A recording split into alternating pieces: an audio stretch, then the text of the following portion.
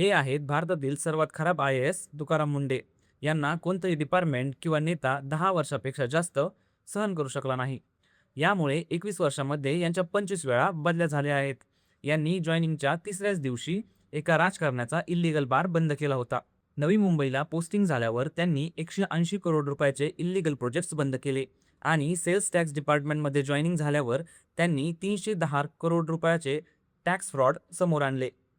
त्यामुळे त्यांना अशा डिपार्टमेंटमध्ये पाठवले जिथे कोणताही बिझनेसमॅन किंवा नेत्याचा काळाधंदा नाही. पण ते तिथेही थांबले नाहीत. एज्युकेशन डिपार्टमेंटमध्ये सरकारी शिक्षकांच्या गैरहजेरीचे प्रमाण 12% वरून थेट 2% पर्यंत आणले. त्यांनी दिव्यांग डिपार्टमेंटमधील 900 फेक NGOज बंद करायला लावले. त्यासाठी बऱ्याचदा त्यांना फेक मॉलेस्टेशन आणि जीवे मारण्याच्या धमक्या सुद्धा आल्या. तरीही ते आपलं काम निर्भीडपणे आजपर्यंत करत आहेत. आणि हो, ते खराब IAS ऑफिसर आहेत, पण त्या राजकारण्यांसाठी जे देशाला आपली स्वतःची जहागिरी समजतात.